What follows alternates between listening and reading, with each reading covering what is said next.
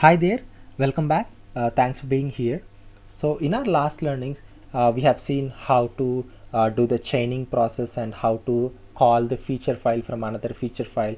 We have seen how the call read functions work together and use the response that comes from one feature file and feed that as an input to another feature file. And we have created and we have deleted and we have updated the record as the one end-to-end test case we have done. And we have seen lot of different tasks with Jira. So these are the mostly used tasks in the industry. So apart from that, people might be using one more task, which is adding attachments, because most likely we would be ending up having to attach so many screenshots, or if you wanted to have some test case documentations, Excel sheets, so all those can be attached as well. So we would see as we go forward, but at this point in time I have something interesting to explain you, and this time we are going to use some other application, and which is also one of the popular tools in the industry, which is ServiceNow. So it is one of the renowned ITSM tool where all the infrastructure tickets are raised and they are being managed and tracked, and they should be brought to the closure. And this tool must be used across. This tool would I'm guessing that everybody would have heard about this tool, and some of you might have been using as well. So the reason that I'm switching to ServiceNow is when we are actually working with Jira. So Jira lets us authenticate ourselves through basic authentication. So, and also the way that Jira accepts a basic authentication is different. So they're not asking us to expose our credentials over the network by sending the username and password. Rather, they wanted to encode that into a base64 string and add that to a header called authorization. So that way we were authenticating with the Jira. And now ServiceNow supports two type of authentications. Like one, it supports basic authentication and it supports OAuth 2. So OAuth 2 is a little advanced. So I would be explaining maybe in the future, like what are the authentication techniques that we have and how they stand distinguished from one another. So at this point in time, please understand that our focus is on basic authentication. So ServiceNow basically do not expect us to convert into a base64 strings. Rather, we will achieve that through a JavaScript function. So I wanted to show you another way of communicating with the basic authentication by making use of that JavaScript function, so which is given by the karate people. So they have had a sample JavaScript function which takes the username and password from us, and then they manage it, converting it to a base64 string, and then they add it to the header. So now we are in need of sending two parameters, both username and password. So now let's handle how to input to that JavaScript function and how to achieve that. So as I was explaining, so we would be using ServiceNow in this particular lecture. So let's quickly navigate you through the ServiceNow portal. So this is my ServiceNow developer console that everybody can create. You can also opt for an account, developer.servicenow.com, where you can undergo a sign up process and a verification process, and one instance URL would be created. And the moment when you navigate to URL, you would see some application where you can raise an incident, where you can raise a change request. You will have everything, like even you can access the API documentation as well. So now I wanted to do a small task, like which is a get call. I wanted to get the number of incidents present. So I wanted to talk to ServiceNow and get the incidents presence in my instance. And when we are doing that, we need to use basic authentication. So this basic authentication is not the way that it was when we are working with Jira. So rather, we are sending two parameters, username and password, and we are feeding these two values to another JavaScript function which is coming from Karate library. So let's quickly see that, and I would like to show how the Karate code looks as well. So this is the Karate documentation. So let me scroll up and show you where I am. So this is their official documentation, their GitHub repository. Just search for basic authentication. So you should see in the advanced tab, so HTTP basic authentication, just carefully read this documentation part. So from this portion to this portion is something that we would be using in this particular lecture. So they are clearly mentioning that the Karate does not provide any out of the box support for any authentication type. So rather you should be handling externally by converting that into a base64 string, or converting a bearer token or a JSON token by undergoing OAuth 2 procedure, which we will be covering later. So in this lecture, what they are actually expecting us to do is just copy this JavaScript function into our class path, and then call this particular function through this call and read function. With the help of call and read function, I would call this particular code snippet, and this is how I would send the parameters. Because if you look into the function is expecting credentials. So credentials are two different elements. One is username and another one is password. So two parameters should be handled by us, and this is how we feed. So let me quickly copy this code and create a file with the name basic-auth.js. Just quickly go there. Let me add it in the class path src test java, right click new, and I would be creating a file. Just click on next, and I would name this as basic auth.js. So this is my JavaScript function, and then control V. So I would be saving this thing. So we would be calling this particular particular JavaScript function in our feature file to work with our basic authentication. That's the goal of this particular lecture now. So in order to work with ServiceNow, I would be in need of another feature file. So I'm creating a feature file. So I'm going to name that as get incidents from ServiceNow dot feature, because the extension should be feature file, and I'm gonna finish. So let's quickly document it. So feature, it is a Gherkin keyword. I would say to get the incidents from ServiceNow, just to keep it very simple. So let's write the scenario. Scenario is to get the incidents by doing get call. So scenario has been given a name, so it is just the same. So given URL, so given I have a URL, so let us just understand like how the URL should be formed. So this is my host name, this is my instance. So I would just let me use this particular URL as my host name and URL, and for with this to this URL we should be adding the path parameter, so that we know like which table we are hitting and what data we are querying for. And let's now the moment for calling the basic-auth.js, because we need to authenticate. So and header authorization equals to, so we need to call and read the function basic-auth.js. Since this is in the class path, we need not specify the absolute path, so it would automatically be able to detect the path.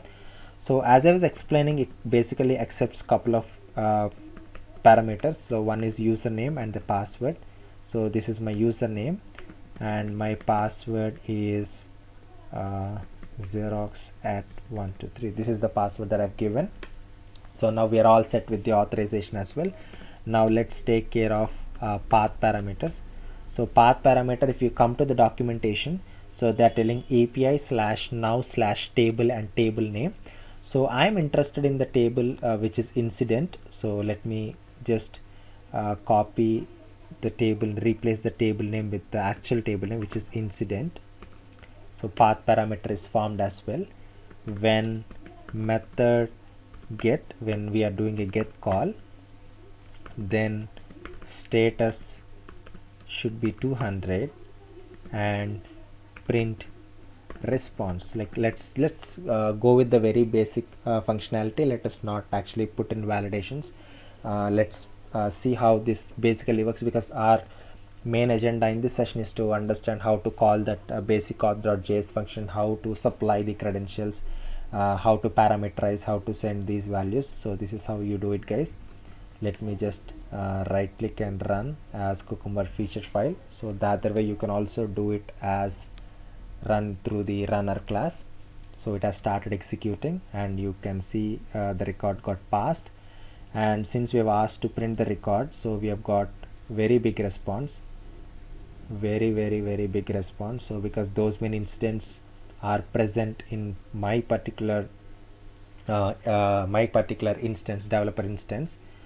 So let's see at least one request, like understand what fields are there. So now this is actually a problem, guys. When we are actually working with RESTful services, it always put us into these problems. It either overfetches the data or it underfetches the data. When I say overfetches the data, this is one good example. So I'm actually looking for an incident.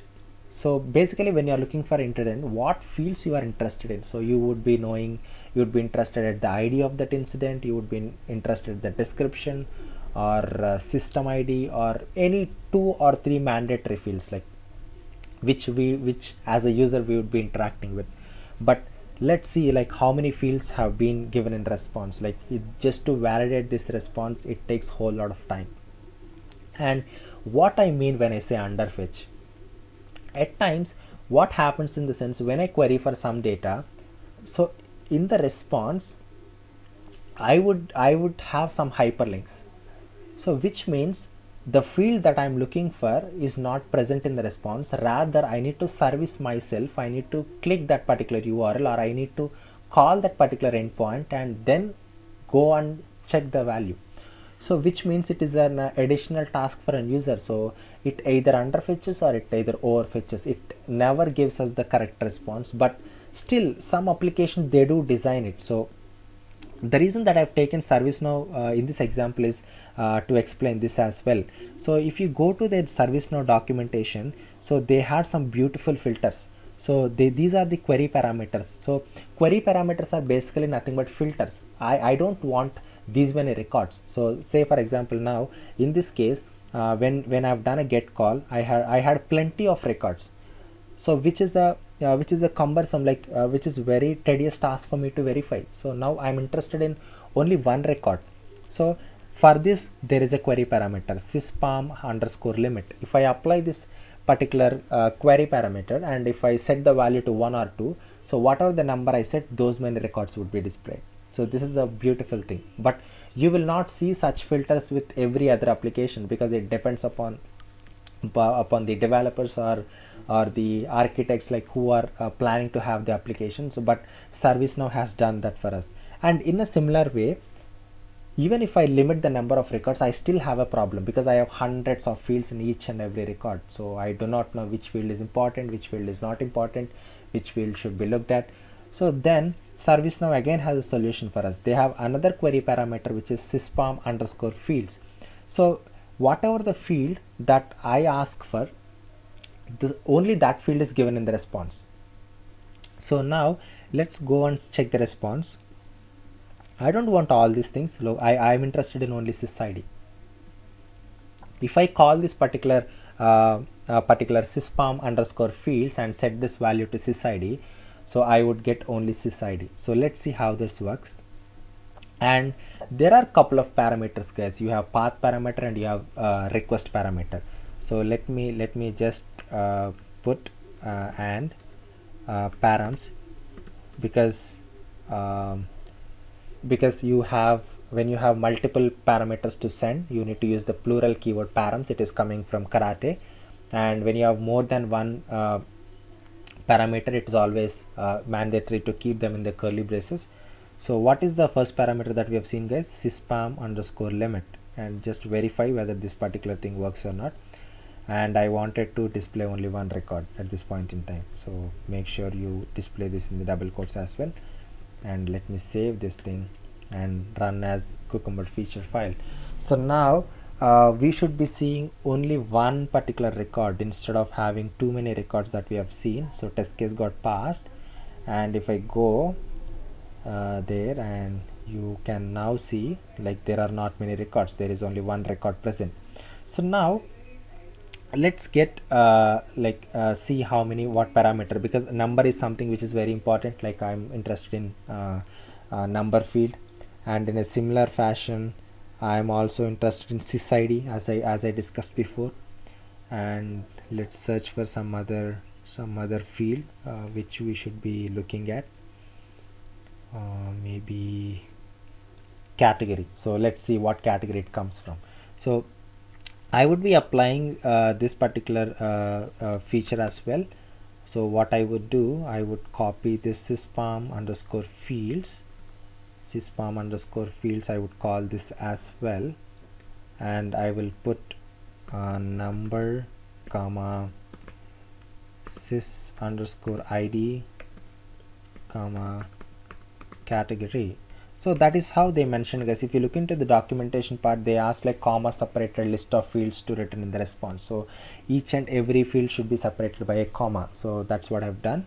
So let me save this thing and quickly run this particular feature file as a Cucumber feature file, and it has started executing, and it is still running. I think test gate got passed.